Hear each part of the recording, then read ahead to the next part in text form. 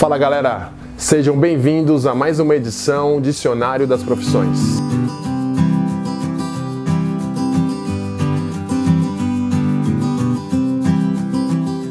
Hoje eu vou falar sobre a profissão contador de histórias. Léo, roda aí a linha do tempo. As pessoas começaram a contar as histórias muito antes da escrita ter sido inventada. Contar histórias era uma atividade que ocupava a imaginação humana há milhares de anos. Desde os tempos mais antigos, as histórias assumiam diferentes formas, desde os que falavam sobre os deuses, religião, fantasias, guerras, mitologias, entre outros temas. O ato de contar histórias era o jeito mais eficaz de passar uma informação adiante. A necessidade que nossos primórdios tinham em preservar suas crenças, culturas, histórias e suas tradições eram passadas de geração em geração, com registros pelos contadores de histórias. Em algumas culturas, todos podiam passar as histórias adiante. Em outras, somente contadores de histórias especiais tinham essa tarefa importante. Os melhores contadores tinham que ter ótima memória, eles arranjavam maneiras de contar suas histórias e narrativas de um jeito interessante. Isso ajudava as pessoas a prestar atenção nas histórias e lembrar-se delas. Alguns contadores contavam suas histórias e outros narravam em poesia, através de melodia, ritmo e rimas, para tornar as histórias bem mais fáceis de serem lembradas. Para ser contador de histórias não é necessário ter um ensino superior, mas é preciso ter sensibilidade, paciência, prazer em oralizar narrativas, oratória e muita empatia. Hoje eu vou falar com o Felipe, contador de histórias, isso mesmo. Um contador de histórias de ofício. Tudo bem, Felipe? Tudo bem, Thiago, e você? Antes da gente começar, você comentou comigo que seu codinome é Passarinho. Sim. Por quê? Esse codinome Passarinho aconteceu na minha vida porque eu sempre gostei muito de escrever. Então, há alguns anos atrás, eu tinha um blog chamado Menino Passarinho com Vontade de Voar. E a partir desse blog, de tanto escrever textos e tal, as pessoas começaram a me conhecer como Passarinho. Por trabalhar com criança, acabou sendo um apelido mais comum e mais fácil para eles me conhecerem. Então vou te chamar de Passarinho. Tá bom. Então tá bom. Passarinho, me conta uma coisa. Como é que você ingressou nessa profissão? Conta para mim um pouco da sua história, como é que você chegou no que você exerce hoje. Sim. O sonho da minha vida desde criança era ser artista, né? Eu via as pessoas na televisão, pensava, me projetava como artista. Então eu comecei a prospectar um dia, quem sabe, fazer novela, cinema, ser uma pessoa famosa. E aí com 12 anos eu tive uma oportunidade de fazer um curso de teatro e ingressei nas artes cênicas. Legal. Nesse grupo de teatro que se formou ali com 12 anos, eu fiquei durante 6 anos. E ali eu decidi que o teatro seria o meu meio de profissão. Fui buscar oportunidades, fiz o meu curso profissionalizante na área, me formei como ator e comecei a trabalhar dando aulas de teatro, oficina. Porque o campo do teatro em si, para você trabalhar como ator, era muito difícil, ainda é muito difícil. A cultura no Brasil, infelizmente, ela não é tão valorizada. Então eu fui para o ramo da educação, ensinar teatro para as pessoas. Durante esse momento, na minha vida onde eu ensinava teatro, sempre trabalhando em projetos sociais, no terceiro setor, eu descobri a contação de histórias, o ofício de contar. No momento em que a gente precisava juntar as crianças e fazer qualquer coisa que entretesse elas naquele momento, eu contava histórias. E aí eu percebi que a arte de contar história me aproximava muito mais do meu público do que o teatro. Só para você entender, no teatro a gente tem uma situação, uma coisa que a gente chama de quarta parede. Quando você está interpretando, você dialoga com a pessoa e é como se o público não existisse. Algumas propostas de peça cênica acaba quebrando essa quarta parede, mas na maioria das vezes o público ele é inexistente para você. E a contação de história é muito mais próxima. Eu fui percebendo com o tempo que as pessoas faziam teatro e estavam no teatro para produzir peças e, enfim, eventos para a classe artística. Poucas pessoas iam, pessoas comuns como a minha mãe, as minhas tias, iam assistir as peças e ficava tudo muito difícil. E aí eu fui percebendo que contar histórias era muito mais próximo, era muito mais perto aqui do que eu queria. E comecei a estudar o ofício, descobri esse ofício e não larguei mais. E como que foi para você identificar, né, a oportunidade dessa sua profissão atual, sabendo que de repente não é algo tão conhecido e tão divulgado? Como é que foi isso? De onde veio essas influências? A sua mãe lia para você quando você era mais novo? Você já tinha o hábito da leitura? Por que eu digo isso? Hoje com os meus filhos, eu vejo o quanto é importante eu sentar com eles no sofá e eu ler para eles. Eu sei que isso desenvolve muito a criatividade e desenvolve o lado lúdico deles, então acho que a comunicação, isso também aproxima eu dos meus filhos, então acho isso fantástico. Óbvio que eu espero que no futuro eles tenham esse hábito da leitura, mas queria ouvir de você, como é que foi isso? Que influências que trouxeram para você chegar nessa profissão? Na minha família não tinha essa pessoa, né? A minha mãe, o meu pai foram sempre pessoas que precisavam trabalhar muito. Eu venho de uma família de 5 filhos, então... Você é o caçula, mais velho? Não, sou do meio. Ou do meio. Como a minha tia fala, o recheio do bolo. Eu não tinha esse dentro de casa, inclusive a gente não tinha livros. O meu primeiro contato com literatura e com leitura foi na 5ª série através de uma professora. O nome dela é a professora Roseli. Ela tirava um dia na semana na escola, era escola pública, para a gente fazer leituras, era obrigatório. E aí a leitura tinha esse caráter obrigatório. E a partir dali eu comecei a me apaixonar por esse mundo. E quando eu falo assim sobre a profissão, eu dou curso hoje de contação de histórias, e a coisa que a gente mais compartilha é que você contar histórias é você organizar memórias, né? A palavra contador significa organizador, ordenador, né? Então, o contador de histórias é um organizador de memórias. A partir do momento que eu fui contando histórias, eu fui lembrando dessa professora, dos programas de TV dos anos 90, a gente tinha no Rá-Tim-Bum, que era um programa antigo, eu lembro. Os contadores de histórias, e aí eu fui fazendo como aquelas pessoas fizeram. Foi muito especial porque aí eu fui pensando, nossa, o objeto, ele tem um lugar lúdico e muito especial para uma história, para chamar a atenção da criança.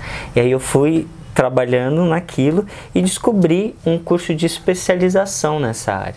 Hoje, graças a vários movimentos e contadores de histórias muito antigos, a gente consegue ter aqui em São Paulo, no Brasil, cursos de especialização nessa área.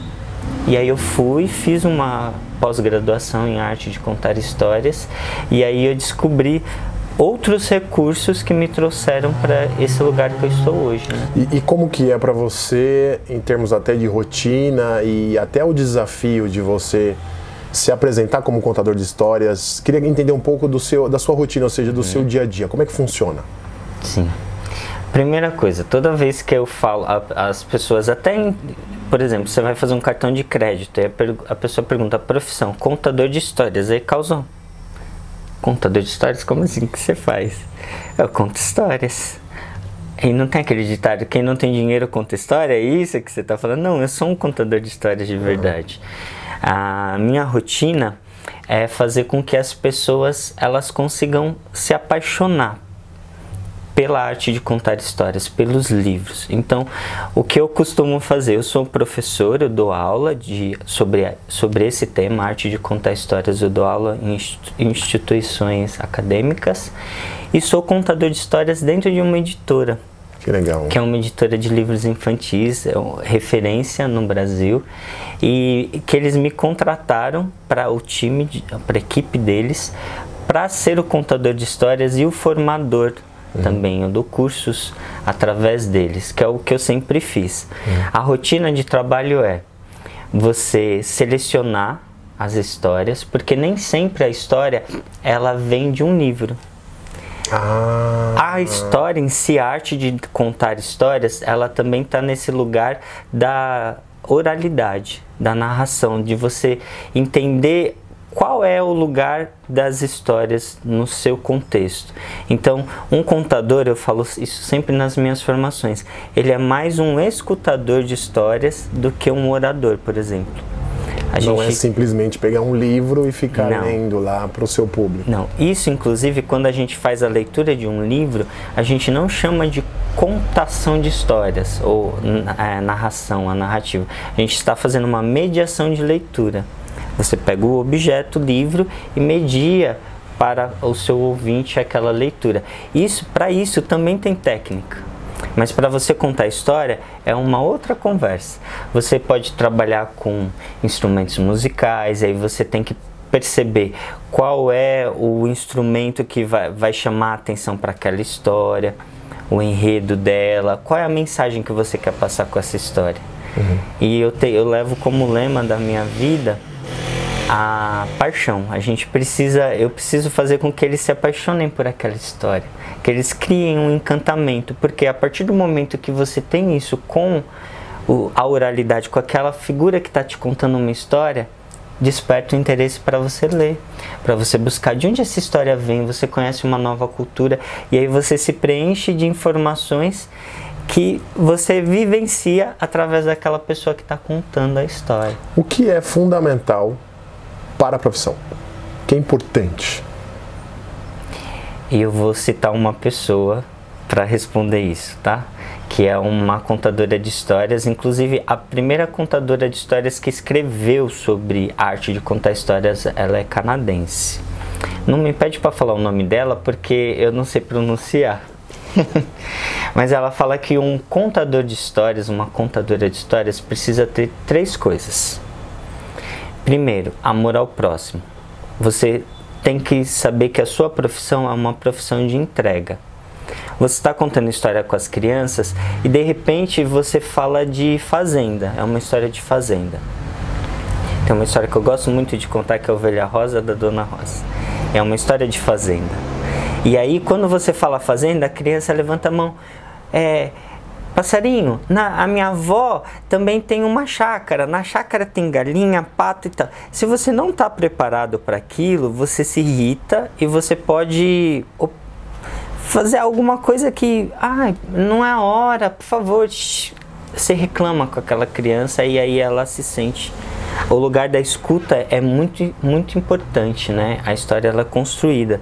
Isso eu estou falando no ambiente com as crianças, não é só com criança que a gente trabalha, tá? O contador de histórias para todas as idades, mas é um exemplo.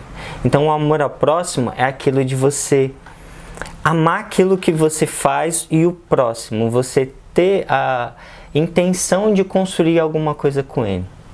Segunda coisa que a gente precisa ter como contador de histórias, simpatia. Você precisa ser uma pessoa leve, que goste de trazer alegria, sentimentos bons, interesse para aquele momento, né? Se você conta história e você não está num bom dia e você transparece isso, qual é o vínculo que você cria com aquela criança, com aquele adolescente ou com o adulto que você está ali? Não tem. Então você tem que ter esse sorriso no rosto e mesmo numa história que é assustadora, você precisa captar o interesse deles para aquele momento. E o último é a simplicidade. Um contador de histórias, ele precisa ser simples, porque a história ela não está no recurso, ela está naquele contato, na relação com o outro, naquilo que você passa para ele, né? A mensagem da história em si. Então essas 3 coisas são muito importantes para um contador de histórias. Legal. Amor ao próximo, simpatia e simplicidade. Simplicidade. E o que não fazer? O que não fazer? Muito difícil sua pergunta.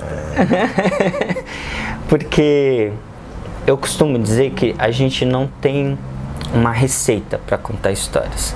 Quando eu vou dar curso sobre a arte de contar histórias, é um pouco frustrante isso. Eu falo para as pessoas que se interessam, muitas pessoas, professores, pais, mães, avós procuram esse curso. Como eu faço para contar uma história de um livro legal e fazer a criança se interessar por aquele livro, pela história?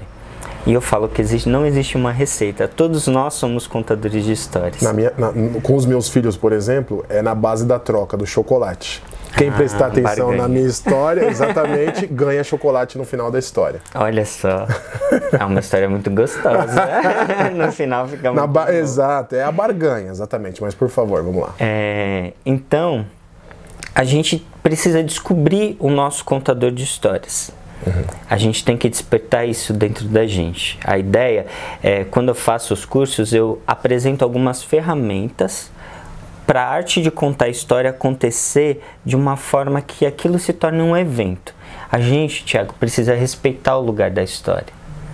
Imagina você, não estou me atendo a nenhuma religião, mas se você para e pensa na figura de Jesus. Jesus foi uma pessoa que mudou inclusive o nosso calendário. Hoje nós estamos em 2020, depois de Cristo.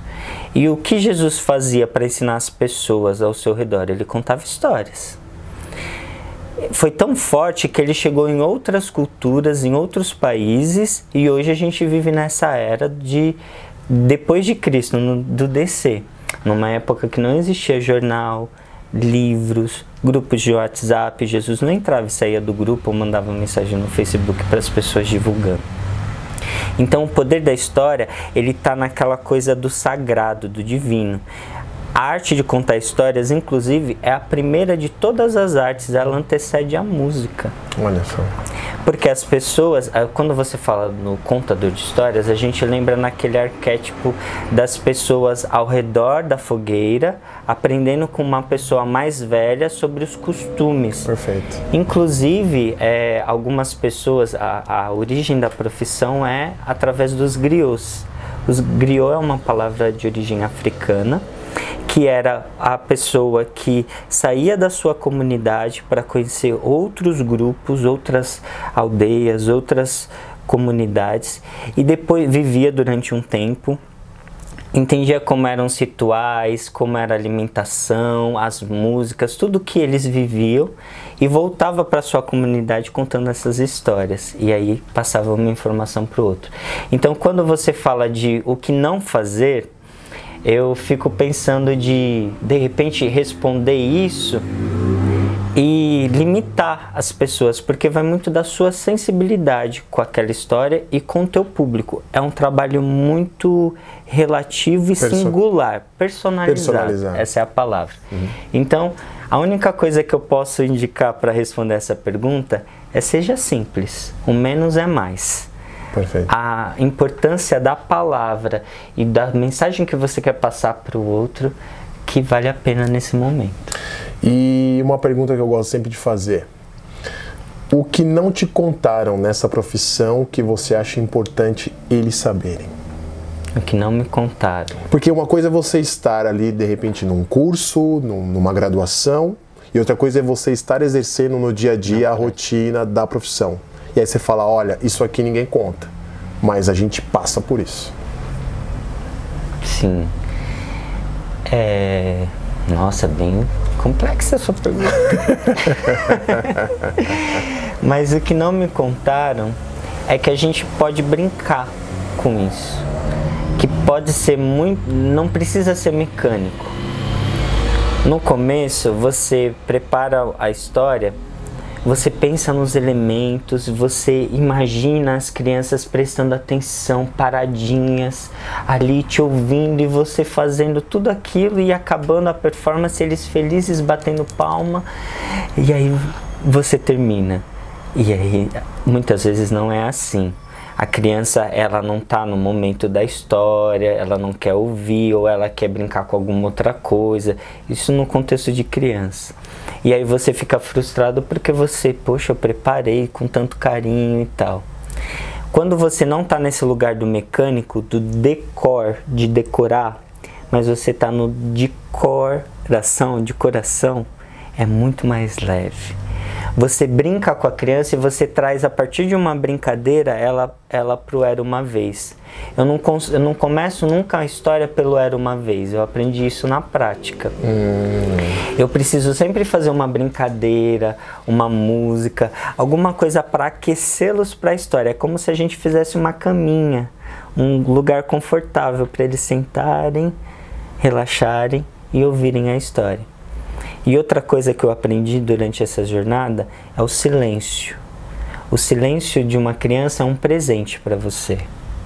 Só que esse silêncio, ele é diferente do que a gente como adulto pensa.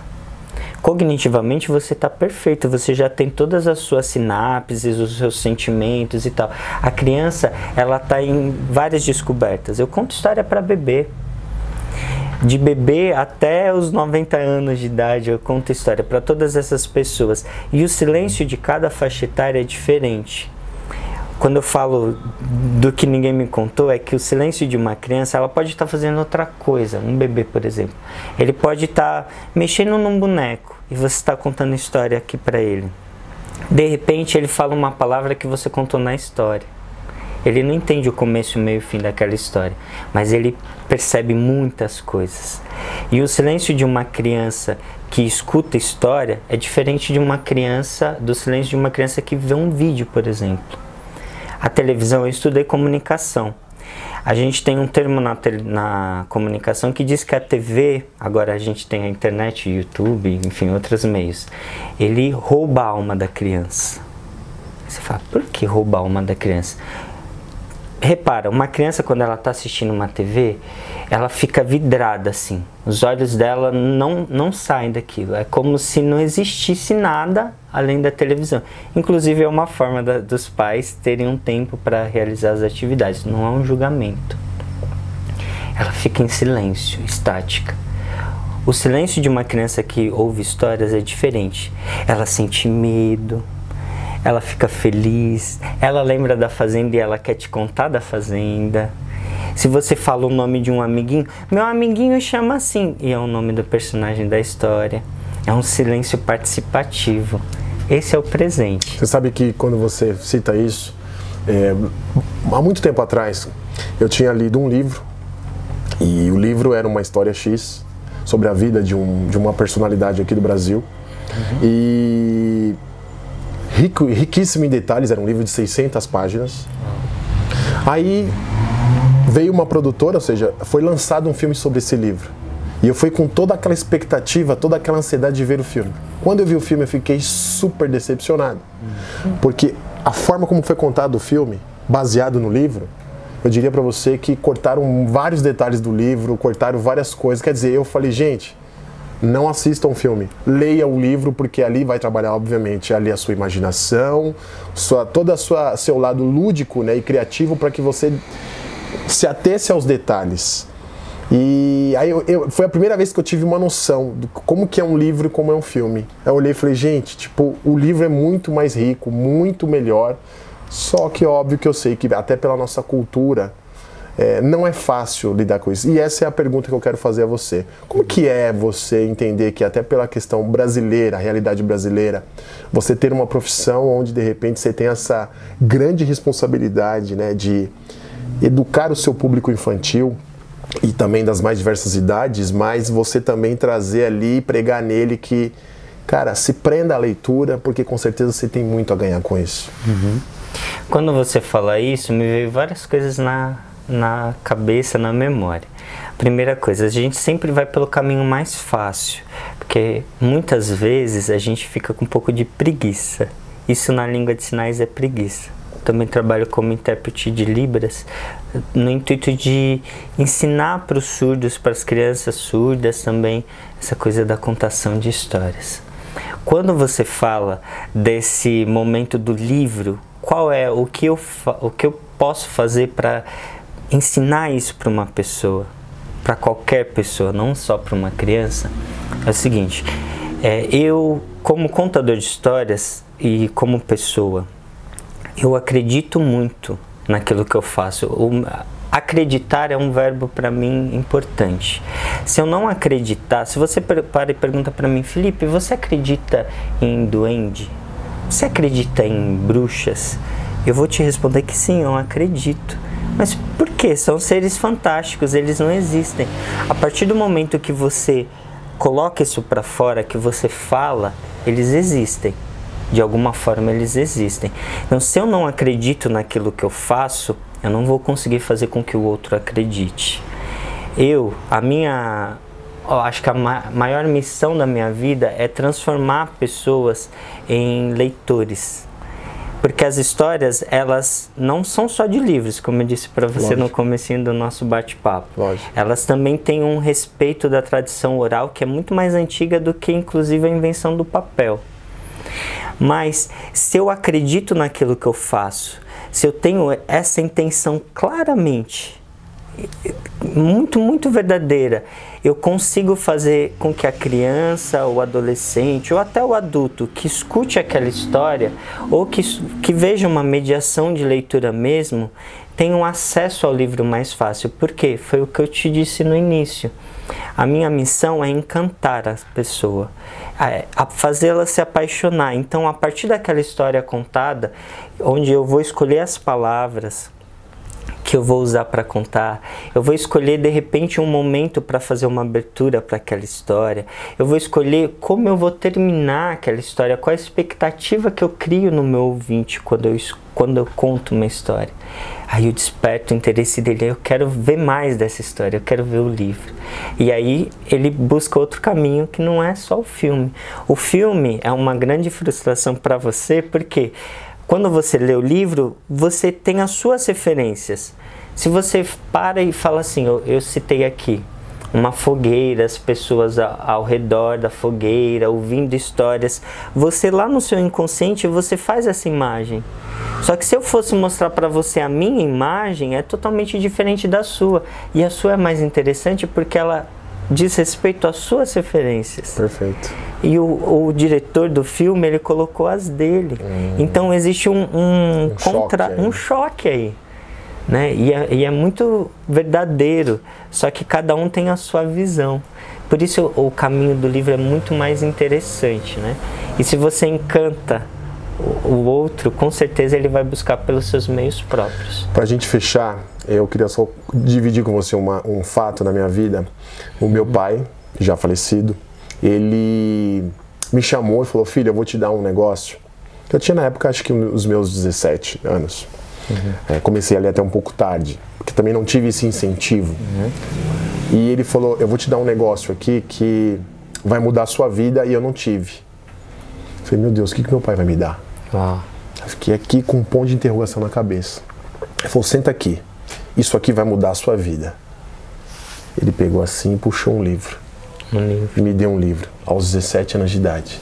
Que lindo. Aquilo ficou na minha cabeça, gravado, que eu falei: caramba, meu pai me deu um livro. E depois dali a coisa foi desenvolvendo, eu fui começando a ler e não parei até hoje. E eu quero parabenizar você pela sua profissão, porque realmente o mundo precisa disso. O mundo precisa de leitura, o mundo precisa de educação. E a educação, parte dela é leitura. E eu tenho certeza que essa responsabilidade e essa missão que você tem não é uma das mais fáceis, porque você é um dos grandes responsáveis, apesar de existir várias outras influências, de despertar o interesse da leitura na população, nesses pequenos seres que um dia vão se tornar adultos. E com certeza ele vai refletir lá atrás e falar: poxa, mas comecei a ler por causa que tinha lá o passarinho que despertou isso em mim. Que existam mais passarinhos no mundo, com certeza, porque o mundo agradece profissionais como você. Quando eu descobri da sua profissão, para mim foi um espanto, porque eu não conhecia essa profissão, mas eu vim com grande prazer de falar com você, porque você tem uma grande responsabilidade. Então, quero que você deseje aqui toda a sorte, boas energias, e que você continue com essa missão, porque o mundo precisa de pessoas como você. Que a gente consiga voar juntos. Obrigado, viu? Gratidão. Gente, espero que vocês tenham gostado com esse grande pássaro aqui. Tá longe de ser passarinho, é uma águia. Quero pedir para que vocês deem um like aqui, espero que vocês tenham gostado. Não deixem de se inscrever aqui no nosso canal. Compartilha com amigos, parentes e todas as pessoas que vocês julgarem necessário, que queiram entender um pouco mais da nossa águia aqui. E quero fazer o último pedido: não deixe de seguir a gente lá no Instagram, tá bom? Passarinho, obrigado de novo. Eu que agradeço. Tá bom? Tchau, tchau, gente. Tchau, pessoal. Tchau, tchau. Gratidão.